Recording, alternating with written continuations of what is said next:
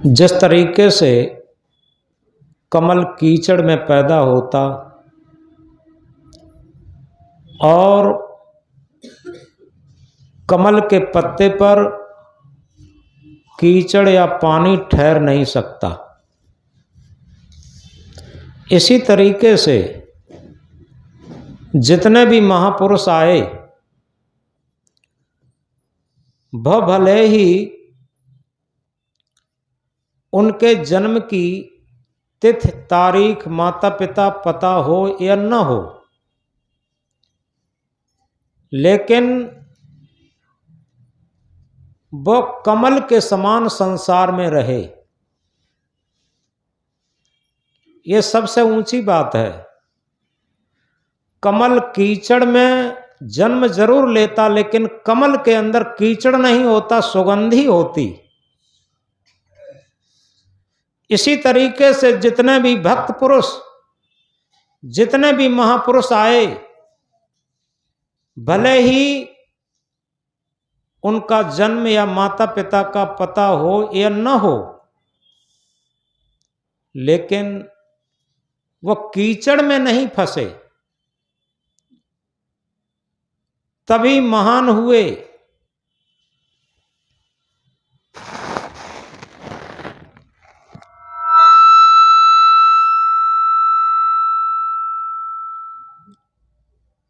अगर सही तरीके से देखा जाए, जिन राम को हम जानते हैं, राम का भी जन्म ऐसा ही है। जब राम कलेवा में जनकपुर में राम पहुंचते हैं तो सखियां गाली गाती हैं, अति उदार करतूतदार सब अवधपुरी की बामा, खीर खाए पैदा सुत करती पति का नहीं कछ कामा। जनकपुरी में सखियों ने गाली गाई कि अवधपुरी में तो खीर खा करके ही बच्चों को जन्म दिया जाता, वहां पति का कुछ काम नहीं। लेकिन राम स्वयं उत्तर देते हैं, सखी बचन सुन के रघुनंदन बोले मृद मुस्काते, आपन चाल छिपावो प्यारी कहो आन की बातें, कोई नहीं जन्मे मात पिता बिन बंधी वेद की नीति, और तुमरे तो सब महस उपजें अस हमरे नहीं रीति।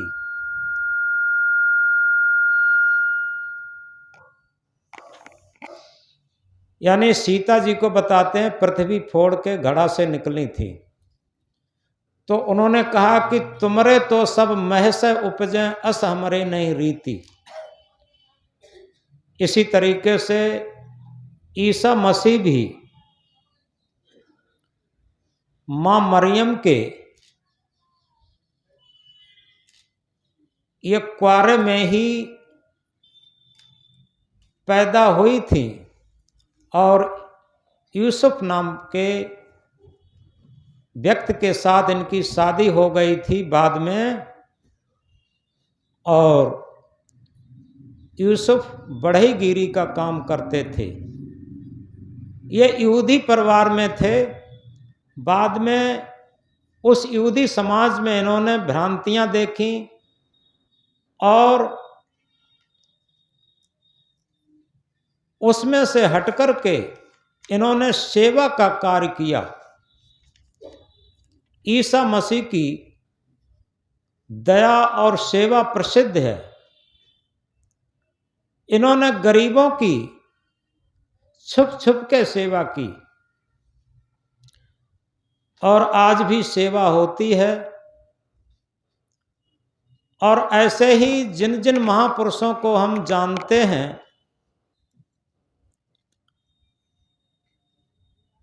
उन महापुरुषों के भले ही माता पिता का पता न हो, लेकिन वो अपने आचरण से महान हुए। उन्हें प्रसाद देने गए।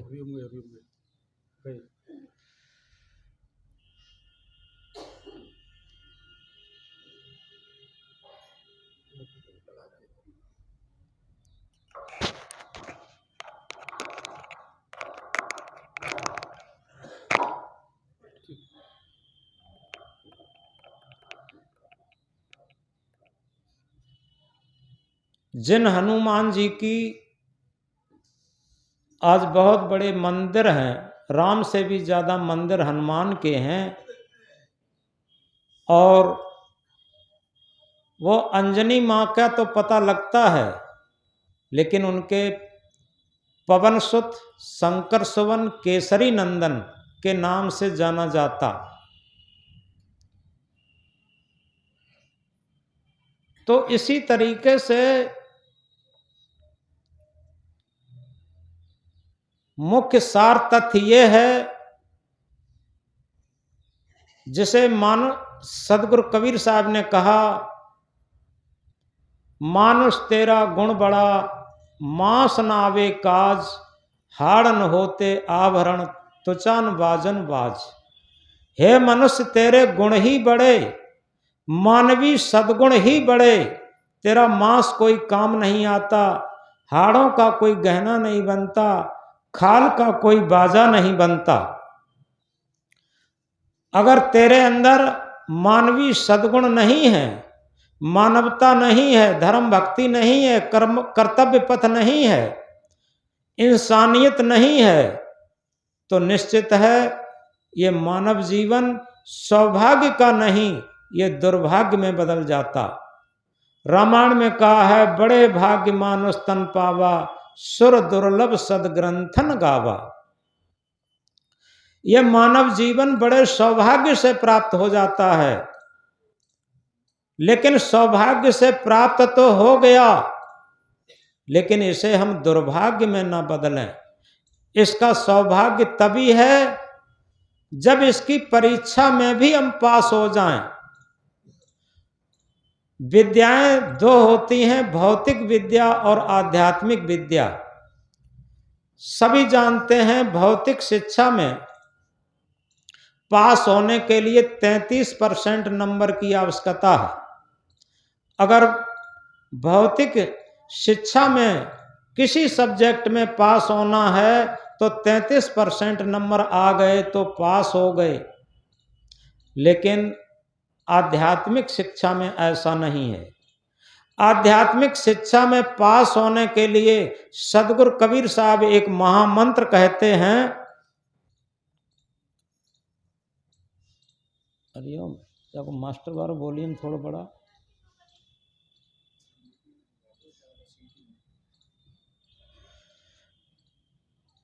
सदगुरु कबीर साहब एक महामंत्र कहते हैं, आध्यात्मिक शिक्षा में और मानव जीवन की परीक्षा में पास होने के लिए, अगर हम मानव जीवन की परीक्षा में और आध्यात्मिक शिक्षा में पास होना चाहते हैं, उसके लिए एक सूत्र है, एक महामंत्र है। कबीर जब हम पैदा हुए, जगत हंसा हम रोए, ऐसी करनी कर चलो हम हंसे जग रोए। ये आध्यात्मिक शिक्षा और मानव जीवन की परीक्षा में पास होने का एक सूत्र है, एक मापदंड है। तो हम समझें, क्या हम मानव जीवन को पाने के बाद इस परीक्षा में पास होने के लिए कुछ करते हैं? अगर इसमें पास होने के लिए कुछ नहीं करते तो निश्चित है इसमें असफल हो जाएंगे। और असफल होने का महामंत्र क्या है? बचपन खेल में खोयो, जवानी नींद भर सोयो, बुढ़ापा देख कर रोयो। यह असफल होने का सूत्र है। क्योंकि जब बच्चा जन्म लेता है तो बच्चा रोता है, लेकिन समाज खुशी मनाता, बधाई बजाता, ढोल बजाता। और इसी के साथ सदगुरु कबीर साहब इस सूत्र को बताते हैं कि रोते रोते जन्म लेना ये तो बच्चे की मजबूरी है, लेकिन शिकायत करते करते जीवन व्यतीत करना ये मजबूरी नहीं है। रोते रोते जन्म लेते और शिकायत करते करते जीवन व्यतीत करते और पश्चाताप के टप टप आंसू गिराते हुए चले जाते, ये मानव जीवन की परीक्षा की सच्ची हार है, असफलता है। तो इसलिए रोते रोते जन्म लेना ये मजबूरी है।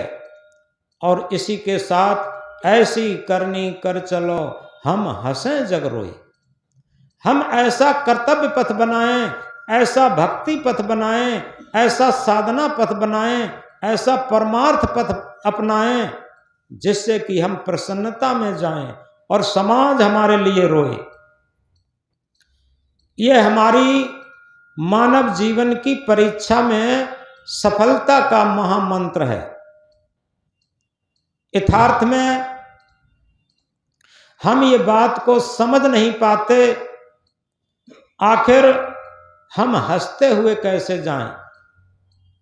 क्योंकि जिस तरीके से नाव पानी में रहती है तो कोई खतरा नहीं, लेकिन नाव के अंदर पानी रहता है तो सारा खतरा होता है डूब जाने का। इसी तरीके से हम संसार में हैं, हम शरीर में हैं। हमसे मतलब शरीर से नहीं है, इस बात को और गहराई से समझें। क्योंकि जैसे कोई मकान है तो आज तक कोई व्यक्ति ये नहीं कहा कि हम मकान हैं। क्या कहते? ये हमारा मकान है। मकान में रहने वाला व्यक्ति ये कहता ये हमारा मकान है, तो मकान अलग है, हम अलग हैं।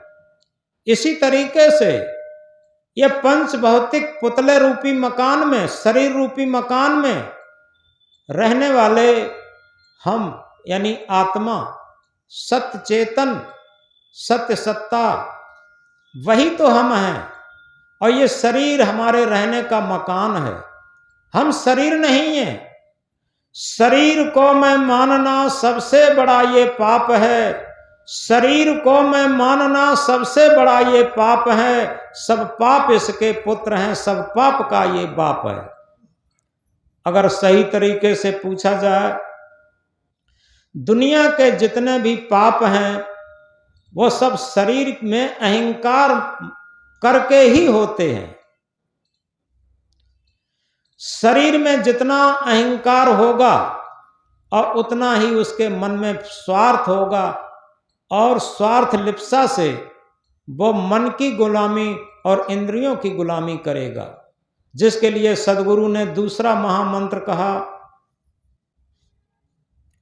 जिसका गुरु है आंधरा चेला निपट निरंध, अंधे अंधा पेलिया दो कूप परंत।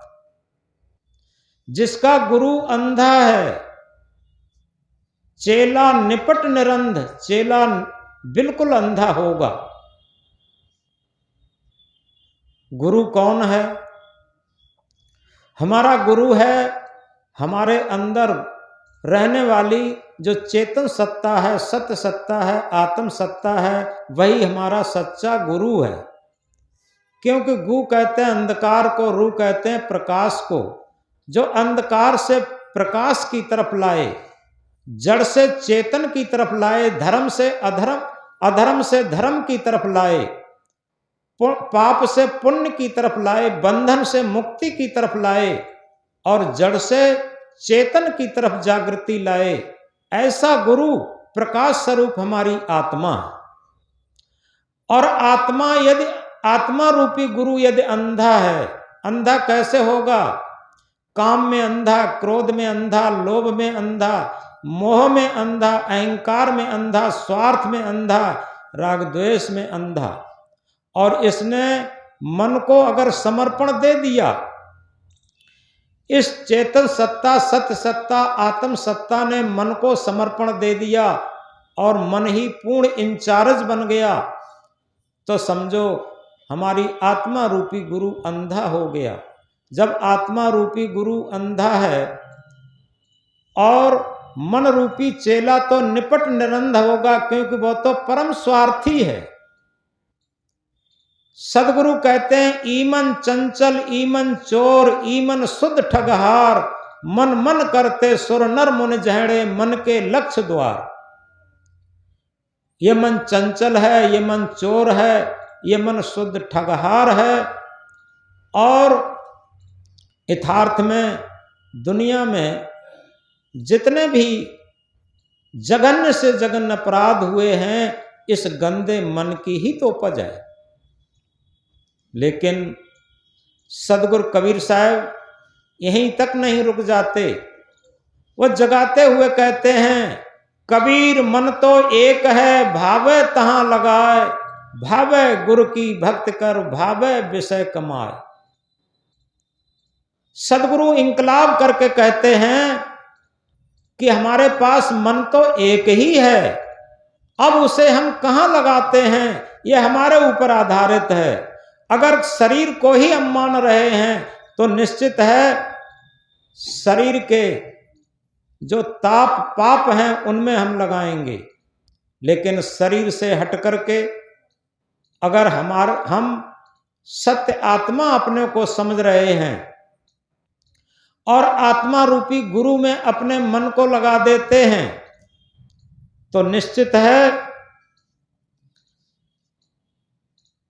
क्या बताया सदगुरु ने, कबीर मन तो एक है भावे तहां लगाए, भावे गुरु की भक्ति कर। गुरु की भक्ति करना क्या है, अगर इस मन को आत्मा रूपी गुरु की भक्ति में लगा दे, यानी आत्मा की आवाज के अनुकूल मन चलने लगे, तो निश्चित है जिसे आध्यात्मिक शिक्षा कहते हैं, जिसे भक्ति कहते हैं, जिसे साधना कहते हैं, जिसे भजन कहते हैं, जिसे ध्यान कहते हैं, जिसे आत्म साक्षात्कार कहते हैं, जिसे परमात्म साक्षात्कार कहते हैं, जिसे मुक्ति मोक्ष कल्याण कहते हैं, जिसे परम शांति पद कहते हैं, उस स्थिति को प्राप्त कर लेंगे। कब? जब हमारा मन आत्मा रूपी गुरु की भक्ति में लगेगा तब। अन्यथा हमारे आत्मा ने मन को समर्पण दे दिया, मन को सिरमौर मान करके, और मन को सारी सत्ता दे करके मन स्वयं चंचलता की तरफ और मन अपनी गुलामी की तरफ चलने लगा, तो निश्चित है जघन्य से जघन्य अपराध होने में, जघन्य से जघन्य पाप होने में, जघन्य से जघन्य बंधन बनने में कोई देरी नहीं लगती। इसलिए जितने भी महापुरुष आए सबने सबसे बड़ा महत्व सेवा का दिया। आज जिनका जन्मदिन है ईसा मसीह का, उनका छुप छुप के गरीबों की मदद करते थे, रात में बिना बताए। ये बहुत ऊंची चीज है कि आदमी अपने को डिक्लेयर करना चाहता, आदमी अपने को इतने ऊंचे फ्रंट पर रखना चाहता, वो बताना चाहता है कि हमने इतनी सेवा की, इतना दान किया, इतना परमार्थ किया, इतना भजन किया, इतने बड़े त्यागी संत हैं, इतने बड़े गुरु हैं, इतने बड़े महंत हैं, ये हैं वो हैं, इतना बड़ा पद है, इतने बड़े ज्ञानी हैं। ये क्या है? ये सब कूड़ा कबाड़ कचड़ा अहंकार का। और इसीलिए सदगुरु कहते हैं, जहां ग्राहकता हो नहीं होता ग्राहक नाय, प्रेम गलियत साकरी तामे द्वैन समाय। जहां जिज्ञासु की भावना है, जहां भक्ति की भावना है, जहां साधकत्व की भावना है, वहां अहंकार नहीं होगा, ये बात निश्चित है। और जहां पर अहंकार होगा वहां पर भक्ति की भावना नहीं होगी। जो कोई भी भजन करें, भक्ति करें, धर्म करें, परमार्थ करें, सेवा करें, लेकिन उसे प्रदर्शित न करें, ये बहुत ऊंचा संस्कार बनते इससे बनेंगे। और प्रदर्शन अधिक है, दिखावा अधिक है। उसके लिए कहा, दिखावा छोड़ दो प्यारे, तभी कुछ हाथ आएगा। ये जीवन क्षणिक है, क्षण में काल के गाल जाएगा। जितना हम दिखावा करते हैं, दिखावा से चाहे हम प्रेम का दिखावा करें, चाहे धर्म का दिखावा करें, चाहे भजन भक्ति का दिखावा करें, चाहे हम अपने को ज्ञानी होने का दिखावा करें, ये दिखावा जितना है वही छलावा है। जहां पर ओरिजिनलिटी होती है वहां पर दिखावा नहीं होता। तो इस तरीके से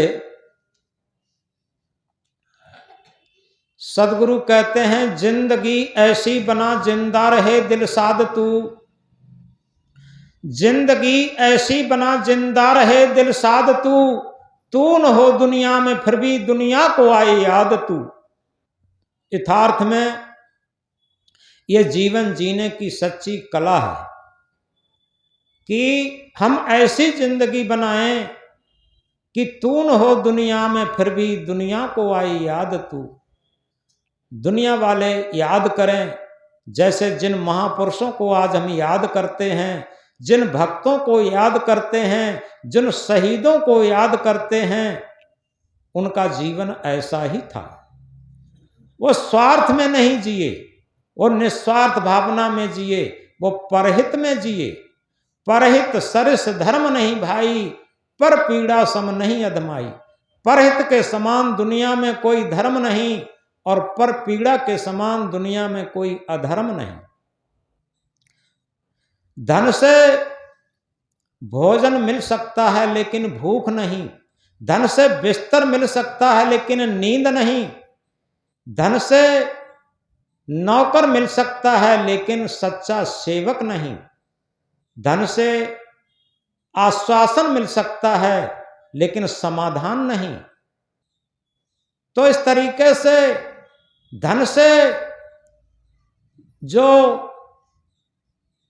दुनिया की समृद्धि मिल सकती है लेकिन शांति नहीं। अगर हम शांत लेना चाहते हैं, धन से समृद्ध तो हो सकते हैं लेकिन शांत नहीं हो सकते। उसके लिए हमें आध्यात्म पथ की जरूरत है, भक्ति पथ की जरूरत है, सेवा पथ की जरूरत है। तो हम एक बात कह रहे थे बहुत महत्वपूर्ण, कि हम अपने जीवन की परीक्षा में पास होने के लिए क्या कोई भी अध्ययन करते हैं? जिस तरीके से भौतिक शिक्षा में पास होने के लिए हमें अध्ययन की जरूरत है, उसमें भौतिक जितने भी ग्रंथ हैं, सब्जेक्ट हैं, वो सब याद करने पड़ते और उनका अध्ययन करना पड़ता। और जीवन के आध्यात्मिक शिक्षा में पास होने के लिए जीवन की, मनुष्य जीवन की जो प्राप्त किए हैं उसकी परीक्षा में सफल होने के लिए हमें जीवन शास्त्र को पढ़ना पड़ेगा। हमने दुनिया के शास्त्र पढ़ लिए लेकिन कभी क्या जीवन शास्त्र को पढ़ा है? क्योंकि जीवन का शास्त्र पढ़ने के लिए हमें आध्यात्मिक शिक्षा की जरूरत है, आत्मा के बोध की जरूरत है, जिसे कहते हैं आत्म बोध, आत्म ज्ञान, सेल्फ नॉलेज, विवेक ज्ञान। जब तक हमारे अंदर विवेक ज्ञान नहीं प्रस्फुटित होता, जिसके लिए कहा है परख नहीं सकती हैं रत्नों को हर इंसान की आंखें, परख नहीं सकती हैं रत्नों को हर इंसान की आंखें, और दिखाई सत्य क्या देवे, दिखाई आत्म क्या देवे, जब तक न हो ज्ञान की आंखें। ज्ञान की आंख कभी कभी खुलती है, और वो तब खुलती है जब संसार से प्रतिकूलता मिलती। जब तक संसार से प्रतिकूलता नहीं मिलती तब तक विवेक की आंख नहीं खुलती। इस बात को गहराई से समझें। जैसे राजा भर्तहरि को अपनी पत्नी से प्रतिकूलता मिली, कथा तो सबको मालूम है। राजा भर्तहरि की रानी पिंगला ने, जो राजा भर्तहरि का छोटा भाई था, उसे निकलवा दिया था। झूठा एक माली की पत्नी से लांछन लगवा करके जबरदस्ती निकलवा दिया था। और जब राजा भर्तहरि ने समझा कि हमारी पत्नी बहुत छलकारणी है, वो छुप के जो राजा की घुड़सार का दरोगा है उससे प्रेम करती है। जब ये समझा, इस प्रतिकूलता ने राजा भर्तहरि के अंदर विवेक की आंख खोल दी और उसके अंदर वैराग्य जागृत हो गया। ये वैराग्य थोपा नहीं जाता, ये वैराग्य कपड़े पहनने के नाम का, कपड़े पहनने से वैराग्य नहीं आता। वैराग्य कहते हैं राग रहित मन की स्थिति। राग रहित मन की स्थिति का नाम ही वैराग्य है, क्योंकि वैराग्य मन पर आना चाहिए, तन पर नहीं। साधु मन बनना चाहिए, भक्त मन बनना चाहिए, तन नहीं। और इसीलिए सदगुरु ने कहा, तन को साधु सब करें, मन को करे न कोई, जो मन को साधु करे सहज सब सिद्ध हो। मन को भक्त बनाना, मन को साधु बनाना, मन को बैरागी बनाना, ये ऊंची चीज है। और तन को साधु बनाना, तन को भक्त बनाना, तन को बैरागी बनाना, ये बहुत छोटी चीज है। इसलिए हमारा मन वैराग्य पथ, वैराग्य पथ क्या है? इसमें कि ड्रेस की बात नहीं है, इसमें है राग रहित। और राग रहित मन कब होता है? जब निष्पक्ष मन होता। सदगुरु निर्देशन देते हैं, निष्पक्षी को भक्त है, निर्द्वंदी को ज्ञान, निर्मोही को मुक्त है, निर्लोभी निर्वाण। निष्पक्ष व्यक्ति ही सच्चा भक्त बन सकता, जिसके अंदर निष्पक्षता नहीं है। सदगुरु कबीर साहब ने जिसे कहा है, साधु ऐसा चाहिए जैसा सूप स्वभाव, सार सार को गह रहे थोथा दे उड़ाए। साधु का मतलब किसी ड्रेस से नहीं, वो चाहे गृहस्थी में, साधु का मतलब है साधक से। साधु का मतलब है जो सार सार को ग्रहण करता हो। साधु का मतलब है जो सत्य आत्मा के पथ पर चलता हो। सरल भाषा में समझें, साधु का सच्चा अर्थ है जो सत्य आत्मा के पथ पर चलता है, वो साधु। तो साधु ऐसा चाहिए जैसा सूप स्वभाव। सूप का स्वभाव क्या है? सार सार को गह रहे थोथा दे उड़ाए। सार सार को ग्रहण करता रहे और असार को उड़ाता रहे, दूर फेंकता रहे। ये सारग्राही जीवन मानव जीवन की परीक्षा में सफलता का मंत्र है, क्योंकि हमें सारग्राही होना चाहिए, असारग्राही नहीं।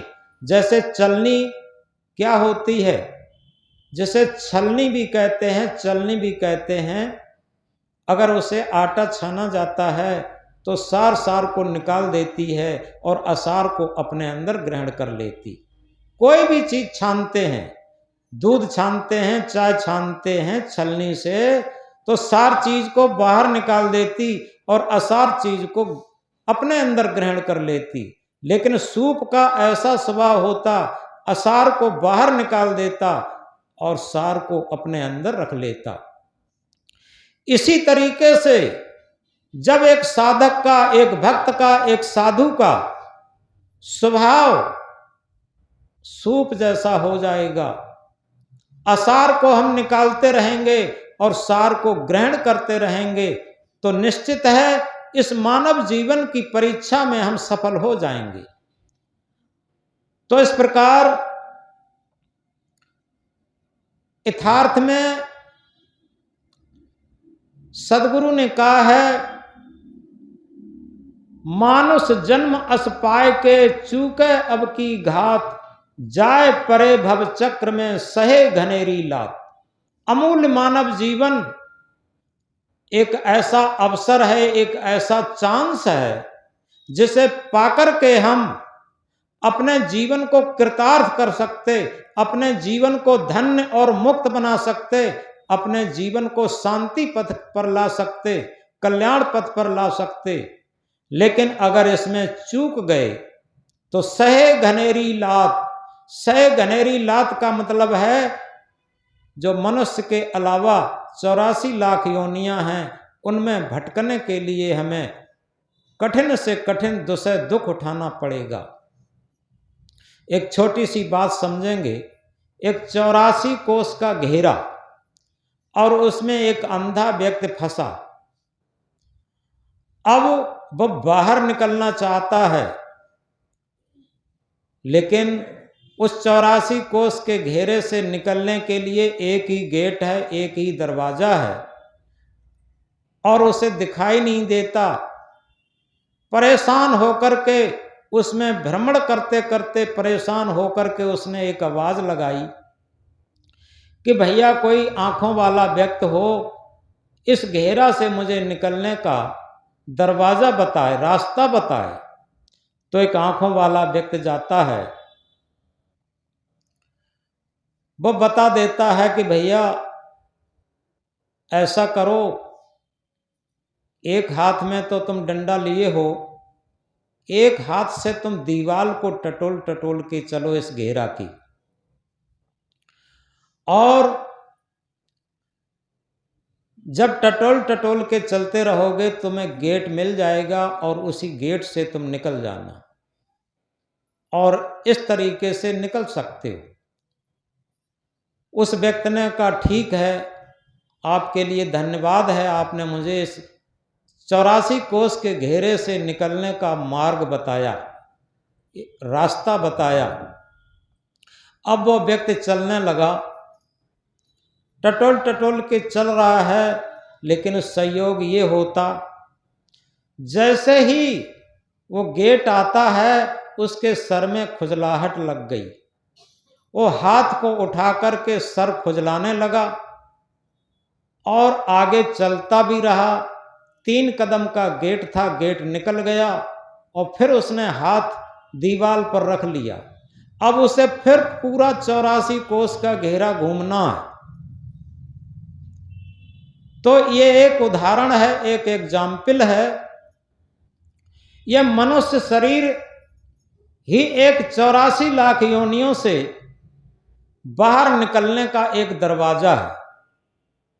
कल्याण का, मुक्ति मोक्ष का, आत्म परमात्म साक्षात्कार का ये गेट है, दरवाजा है। इसी से हम परमार्थ भी कर सकते हैं, भजन भक्ति भी कर सकते हैं और अपना कल्याण भी कर सकते हैं, आत्म परमात्मा का साक्षात्कार भी कर सकते हैं। लेकिन होता क्या है, मनुष्य शरीर पाकर के इसकी खोपड़ी में बहुत खुजलाहटें लगती, क्योंकि ये विश्व विजय का सपना संजोने लगता।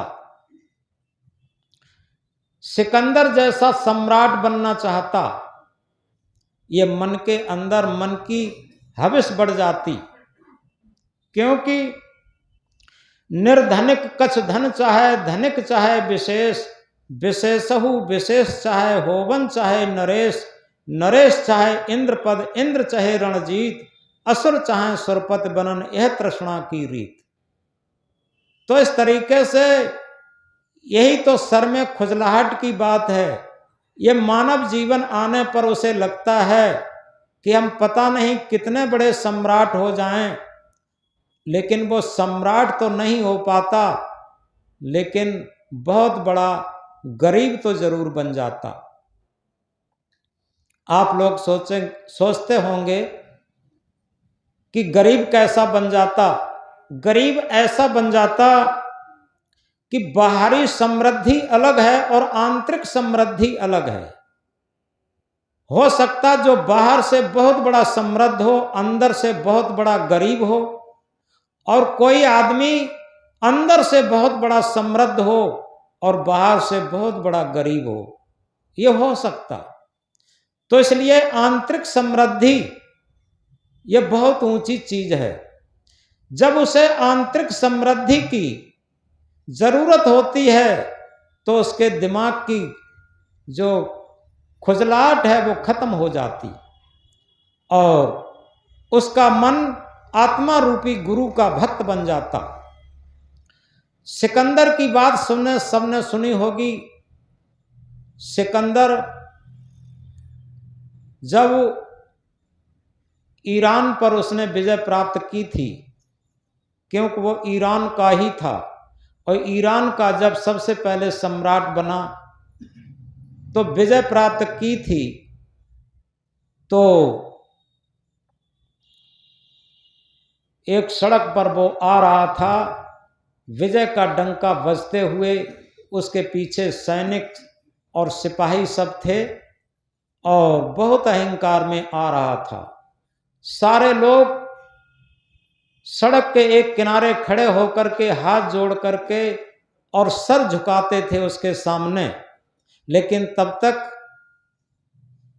3-4 संतों की टोली आती है और सड़क पर सामने से संतों ने सिकंदर का न सर झुकाया न हाथ जोड़े।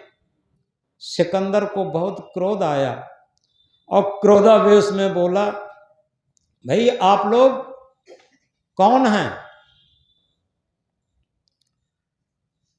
क्या आप हमें नहीं जानते? कि आप लोगों ने हमारा नाम नहीं सुना कि हम कौन हैं?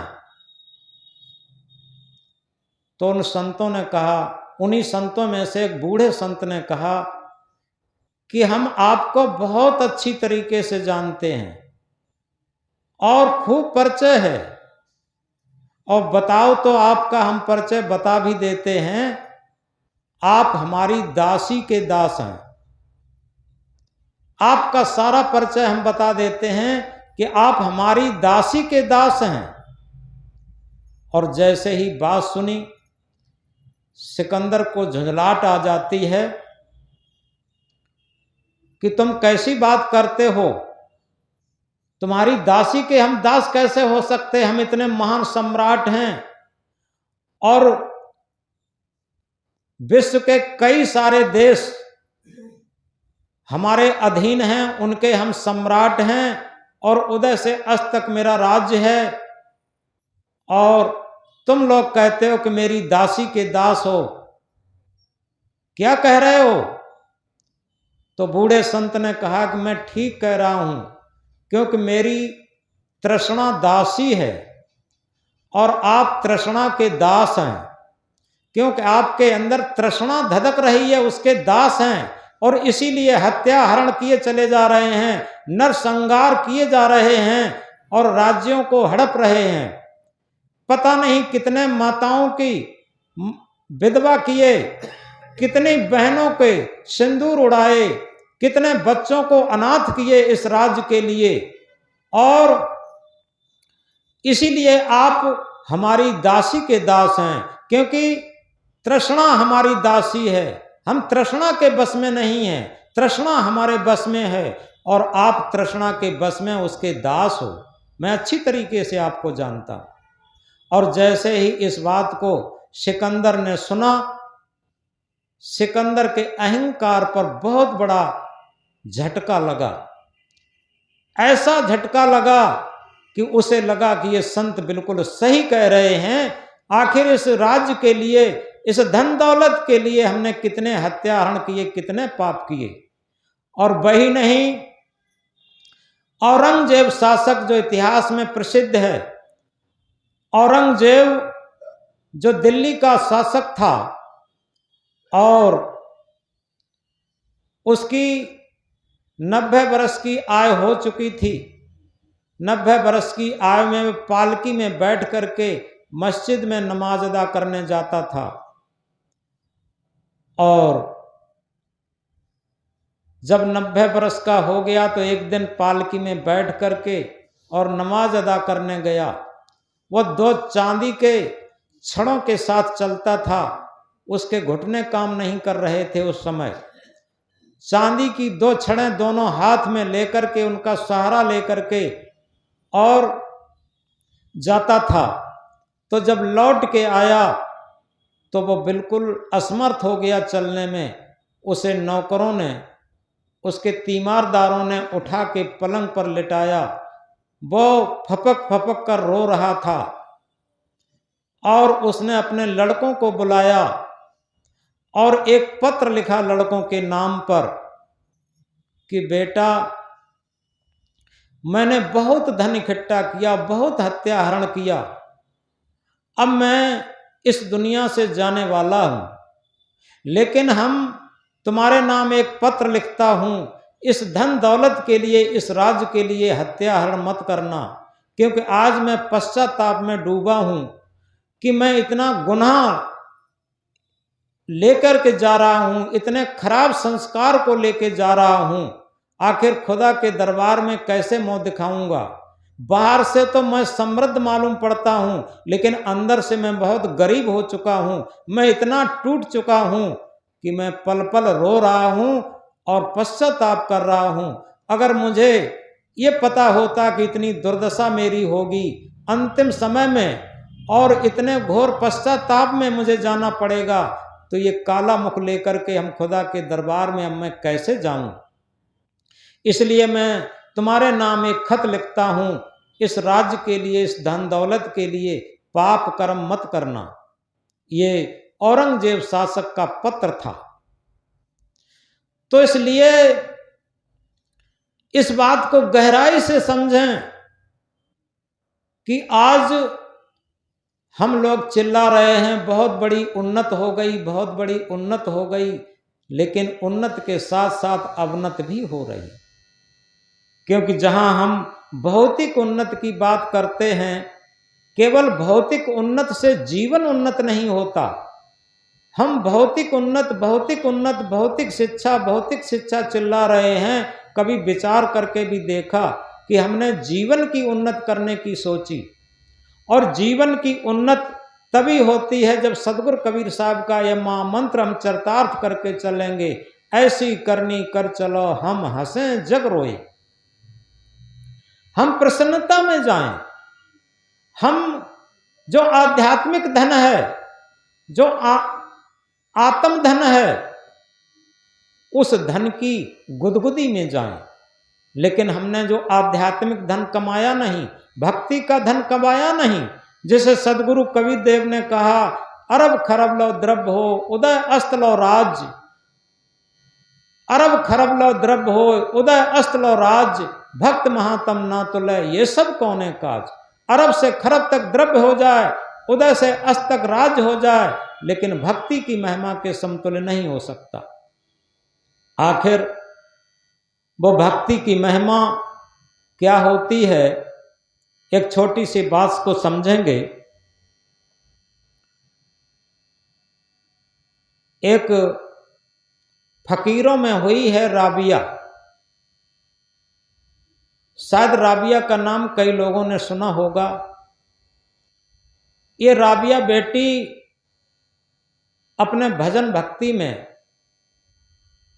ये अपनी किशोरावस्था से ही लग गई थी, और किशोरावस्था से जब लग गई, लेकिन देखो एक तरफ सांसारिकता है और एक तरफ आध्यात्मिकता है। आप देखें कि किस तरीके से आध्यात्मिकता की जीत होती है। ये कहा है, अटल रहा जो अपने पथ में लाख मुसीबत आने में, अटल रहा जो अपने पथ में लाख मुसीबत आने में, मिली सफलता उसको जग में जीने और मर जाने में। वही उस राबिया लड़की के साथ हुआ। और राबिया जब जवानी अवस्था पर थी, अपने भजन भक्ति पर लगी थी, लेकिन कुछ ऐसे जो देह व्यापार करने वाले लोग थे, धन के लोलपी, और कहना चाहिए जिन्हें तो पापी लोग, ऐसे लोगों ने उसे उठा लिया। जहां वो अपना भजन भक्ति कर रही थी वहां से उसे उठा लिया, और अपने मकान में जहां पर देह व्यापार होता था वहां उसे रख दिया। और जब रख दिया, लेकिन वो बहुत शौर्य और हिम्मत और आत्मबल के साथ वहां अपनी परीक्षा में किस तरीके से पास होती है, इस बात को गहराई से समझें।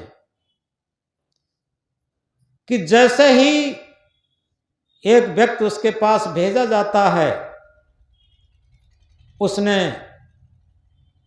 आते ही उस व्यक्ति को बड़े आदर के साथ बिठाया, एक कुर्सी पर बैठने के लिए कहा। उससे कहा कि आप मुझे भले आदमी मालूम पड़ते हैं, ऐसा करते हैं थोड़ी देर के लिए आप बताएंगे वही हम करूंगी, लेकिन थोड़ी देर के लिए हम लोग अपने प्रभु का, अपनी आत्म परमात्मा का थोड़ा भजन कर लेते हैं। तो वो व्यक्ति उसकी बात को सुनकर के थोड़ा प्रभावित हुआ और राबिया आंख बंद करके भजन के लिए बैठ जाती है। वो व्यक्ति भी उससे कहा कि तुम भी थोड़ा भजन कर लो। वो व्यक्ति भी बैठ जाता है। थोड़ी देर भजन के बाद राबिया के जो अंदर से भक्ति का तेज था, आत्मा का उसका तेज था, आध्यात्म की उसकी ऊंचाई थी, उसके अंदर से बात निकली कि भाई आप नेक इंसान मालूम पड़ते हैं। आपको पता है क्या कि हम कोई भी कर्म करते हैं वो हम अपनी अंतरात्मा से छिपा नहीं पाते। हमारी अंतरात्मा हर जगह उपस्थित रहती है और कोई भी कर्म कुकर्म करेंगे तो जब अंतरात्मा से छिपेगा नहीं तो समझो उसका संस्कार बनेगा, वो हमें जन्म जन्मांतर तक भोगना पड़ेगा और दुसह दुख हमें उठाने पड़ेंगे। इसलिए ऐसा अमूल्य जीवन हमें प्राप्त हुआ है, इसमें हम आत्मा के विरोध, अपनी आत्म परमात्मा के विरोध कोई भी न काम करें, यह सच्ची इंसानियत होती है। इतनी बात सुनकर उसके तेज के प्रभाव से वो उस व्यक्ति ने सोचा ये तो कोई बहुत बड़ी साध्वी है और उसके पैर स्पर्श करके चुपचाप चला जाता है। ऐसे ही उसका क्रम 2-3 दिन तक रहता है। जो भी व्यक्ति आया उसके पैर स्पर्श करके चला गया और जो उसका मालिक था, जहां देह व्यापार होता था, उसका मालिक जो था वो सोचता बात क्या है कि अब तो यहाँ ग्राहक लोग बहुत कम आने लगे और जो कोई लौट के ही नहीं आता। तो उसने अपने पत्नी को लगाया कि देखो जो ये राबिया आई है, ये कोई आता है तो क्या व्यवहार करती है। तो जैसे ही एक व्यक्ति आया तो उसकी पत्नी छुप छुप के देख रही थी। उस व्यक्ति को उसने बिठाया और बिठा करके सम्मान सहित उसको वही उपदेश दिया और ये कहा कि देखो ये मानव जीवन बहुत अमूल्य होता है। इस अमूल्य जीवन में हमें उस आत्म परमात्मा को नहीं भूलना चाहिए जिसके लिए ही ये मानव जीवन प्राप्त हुआ है। अगर इसमें हम चूक गए तो निश्चित है 84 लाख योनियों में भ्रमण करना पड़ेगा, क्रम कीटाद में भ्रमण करना पड़ेगा और नरक योनि में भ्रमण करना पड़ेगा। बहुत कठिन दुख उठाना पड़ेगा। इसलिए हम कोई भी इस शरीर से ऐसा पातक न करें, ऐसा पाप न करें, ऐसा कुकर्म न करें, ऐसा कुसंस्कार न बनाएं जिससे कि हमें उस प्रभु के, उस आत्म परमात्मा के यहां जाकर के मोह को छिपाना पड़े। ये बातें जब उस व्यक्ति ने सुनी, वो भी पैर छू के चला गया और उस घर का जो मालिक था, उसकी पत्नी जो सुन रही थी, उसने जैसे ही ये बातें देखी सुनी, एकदम आकर के उस राबिया के पैर छूती है और ये कहती है चलो आपको इज्जत के साथ इस गंदे मकान से निकाल के हम ले चलते हैं। और ले जाकर के सम्मान सहित उसको बाहर निकाला और अपने पति को झड़का और ये कहा कि मैं संकल्प लेती हूँ आज से ये गलत काम नहीं होंगे यहाँ पर। हम लोग कोई भी दुकानदारी करें, बिजनेस करें, धंधा करें, नौकरी करें, सब कुछ करें, ये गंदे काम किसी कीमत पर नहीं होने देंगी। ये साधु ही है और ये हमारी गुरु है। आज से मैंने इसे गुरु मान लिया। तो इस तरीके से हम इस बात को गहराई से समझें। देखो, उस सत्य आत्मा के प्रकाश से कितना बड़ा गहन अंधकार, कितना बड़ा गहन पापों का अड्डा जो था वो खत्म हो गया और वहां भक्ति का रस बहने लगा और वहां आध्यात्मिक रस बहने लगा। तो इस तरीके से इस बात को गहराई से समझें। जो अपनी जीवन की परीक्षा में पास होना चाहता है और वो अपने अपने अंदर आत्मबल जगाए,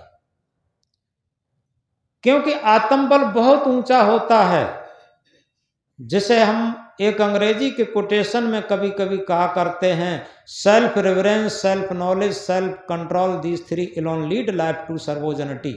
आत्मज्ञान, आत्म संयम और आत्मविश्वास ये जीवन को परम सत्य संपन्न बना देते हैं। यथार्थ में इस कहानी के द्वारा, ये कहानी नहीं, सत्य घटना है। इस सत्य घटना के द्वारा हम समझ सकते हैं, क्योंकि अभी हमने कहा था, अटल रहा जो अपने पथ में, लाख मुसीबत आने में मिली सफलता उसको जग में जीने और मर जाने में। जो अपने भक्ति पथ पर, जो अपने आत्मा के पथ पर अटल रहता है, उसे सफलता मिलती है, कठिनाइयां कितनी भी आए। आपने चंद्रशेखर आजाद का नाम सुना होगा। ये शहीदों में सिरमौर थे और इन्होंने संकल्प लिया था कि हम अंग्रेजों को तो मारेंगे लेकिन अंग्रेजों की गोली से नहीं मरेंगे। तो ये इलाहाबाद में अंग्रेजों ने घेर लिए थे। अंग्रेज सैनिकों ने ये स्वयं अपनी गोली से, रिवाल्वर की गोली से स्वयं अपनी छाती में लगा करके शहीद हो गए थे। और इन्होंने जीते जी एक बात कही थी कि हर वर्ष शहीदों की समाधियों पर लगा करेंगे मेले। जब हमारा देश स्वतंत्र हो जाएगा तो शहीदियों की समाधि पर मेला लगा करेंगे। आज देखें, शहीदों की समाधियों पर कहाँ मेले लगते हैं, कहाँ उनसे प्रेरणा मिलती है। मेले तो वहां लगते हैं जहां लोग सस्ते नुस्खे बांटते हैं, तुम्हें बेटा मिल जाएगा, बेटी मिल जाएगी, नौकरी मिल जाएगी, निरोगिता मिल जाएगी, तुम्हारे सारे पाप ताप हर जाएंगे। ऐसी जगह मेले लगते हैं, ऐसी जगह भीड़ें होती हैं। तो यथार्थ में हम कह रहे थे कि हम जीवन की परीक्षा में पास होने के लिए सदगुरु कबीर साहब के महामंत्र को याद रखें। कबीर जब हम पैदा हुए, जगत हंसा हम रोए, ऐसी करनी कर चलो हम हंसे जग रोए। जिंदगी ऐसी बना जिंदा रहे दिल साध तू, जिंदगी ऐसी बना जिंदा रहे दिल साध तू न हो दुनिया में फिर भी दुनिया को आए याद तू। यथार्थ में हम अपने जीवन को महानतम की तरफ ले चलें, क्योंकि जो सत्य आत्म परमात्मा है वह हमारे अंदर विराजमान है। और इसके लिए हमें थोड़े संघर्ष उठाने की जरूरत है। सुरखरू होता है इंसान ठोकरें खाने के बाद, सुरखरू होता है इंसान ठोकरें खाने के बाद, हिना रंग लाती है पत्थर पे घिसने के बाद। वो पथ क्या पथिक सफलता क्या, वो पथ क्या पथिक सफलता क्या, जिस पथ में बिखरे सूल न हो, उस नाविक की धैर्य परीक्षा क्या, यदि धाराएं प्रतिकूल न हो। तो डिफिकल्टीज मेक्स मैन, कठिनाइयां आदमी को बनाती हैं।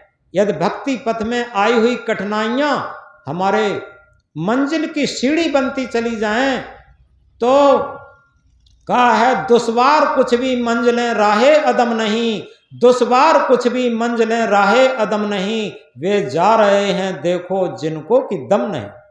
कोई भी मंजिल नहीं दुश्वार नहीं है। Impossible word found in the dictionary of fools. तो इसलिए आज हम संत ईसा मसीह का जन्मदिन के अवसर पर रविवारी सत्संग में सत्संग चर्चा के संबंध में इन बातों को, इन सूत्रों को कह रहे थे। आज जिन महापुरुषों को हम याद करते हैं, उनके जीवन में देखो कितने संघर्ष आए, कितनी कठिनाइयां आई। ईसा मसीह को क्रूस पर लटकाया गया था, दीवाल के सहारे खड़ा करके और कीलें ठोंक दी गई थी।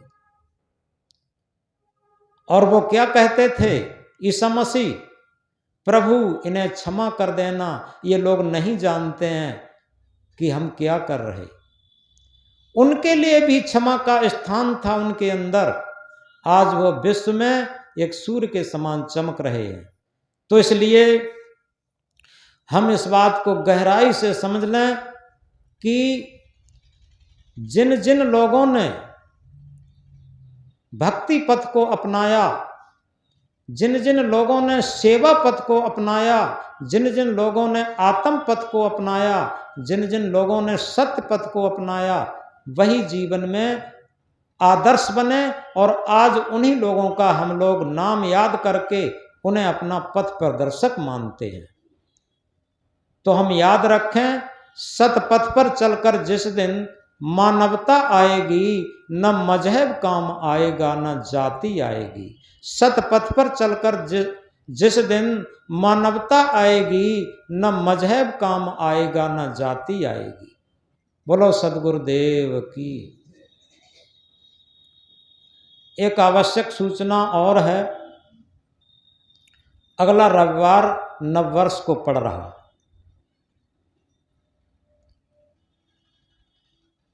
ये दिसंबर खत्म होगा, सन 22 और सन 23 का शुभारंभ होगा।